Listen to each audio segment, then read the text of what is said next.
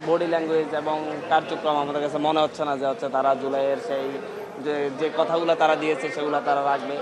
কারণ হচ্ছে তারা জুলাই গণ অভ্যুত্থানের যে আদেশ সংবিধান সংস্কার পরিষদের যে এই বিষয়টি তারা সেখানে অলরেডি তারা সংবিধান সংস্কার পরিষদের সদস্য হিসেবে শপথ গ্রহণ করেনি।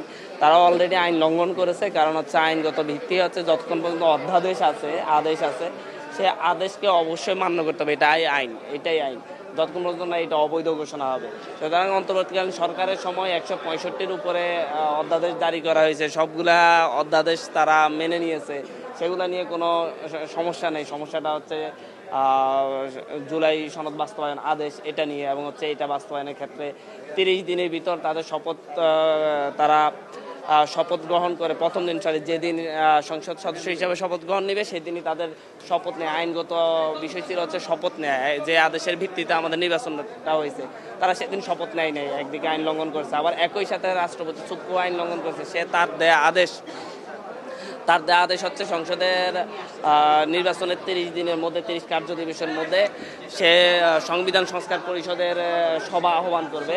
কিন্তু এখন পর্যন্ত সে সংবিধান সংস্কার পরিষদের সভা আহ্বান করে নাই। সে যদি 30 দিনের ভিতর তার নিজের দেয়া আদেশের ভিত্তিতে সংবিধান সংস্কার পরিষদের সভা আহ্বান না করে, তাহলে সে নিজেই শপথ লঙ্ঘন করছে এবং হচ্ছে তার নিজের দেয়া আদেশ লঙ্ঘন করছে।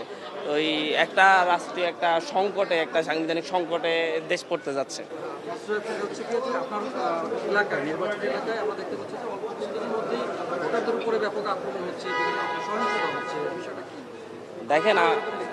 দেখেন আমি দেশের জাতির কাছে প্রশ্ন তুলেছি। আসলে হচ্ছে আমার যে নির্বাচনী এলাকায়, সেই নির্বাচনী এলাকায় মাত্র ভোটের যে পার্সেন্টেজ, ভোট গ্রহণের হার, সেটা হচ্ছে 47%। অথচ 2001-2008 সালে আমাদের যে নির্বাচন হয়েছে সেখানে 70% ভোট গ্রহণের হার ছিল। এই যে 23% মানুষকে ভোট দিতে দেওয়া হয় নাই, এটা হচ্ছে ফ্যাসিস্ট আওয়ামী লীগ এবং হচ্ছে বিএনপির যে প্রার্থী ছিলেন তিনি এখন হচ্ছে সেই সন্ত্রাসীদের গডফাদারে পরিণত হয়েছেন।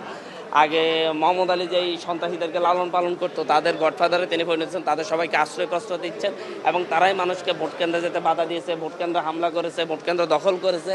তো আমরা আসলে আমি নির্বাচন কমিশনে এবং সরকারের কাছে আহ্বান জানিয়েছি যে হচ্ছে কেন আমার 23% মানুষ ভোট কেন্দ্রে যেতে পারে নাই, এটা যেন হচ্ছে একটা ব্যাখ্যা দেওয়া হয়, কেন যেতে পারে নাই, তাদেরকে কেন যেতে দেওয়া হয় নাই। পাশাপাশি নির্বাচন পরবর্তী সময়ে এখনও প্রতিদিনই তারা বিভিন্ন শাপলাগুলিতে ভোট দেওয়ার কারণে বিভিন্ন জনপর হামলা করতেছে, ঘর বাড়িতে আক্রমণ করতেছে, গায়ে হাত তুলতেছে। তো এই বাবদ একটা 24 পরবর্তী একটা রাষ্ট্র চলতে পারে না। এই ক্ষেত্রে আমি সংসদের কথা বলবো অতি দ্রুতই, এবং হচ্ছে এই ক্ষেত্রে আমি প্রধানমন্ত্রীর কাছে জানতে চাইবো। আমি অলরেডি সরকারের বিভিন্ন পর্যায়ে কথা বলেছি। আমি আশা করি এটা দ্রুত শুরু হবে, সন্ত্রাসমুক্ত হাতি আমরা পাবো। এবং আমার নির্বাচনী আসন এটা তো অনেক বেশি সন্ত্রাস কবলিত ছিল, আমি আমার নির্বাচনী ইশতেহারেই বলেছি সন্ত্রাসমুক্ত হাতি।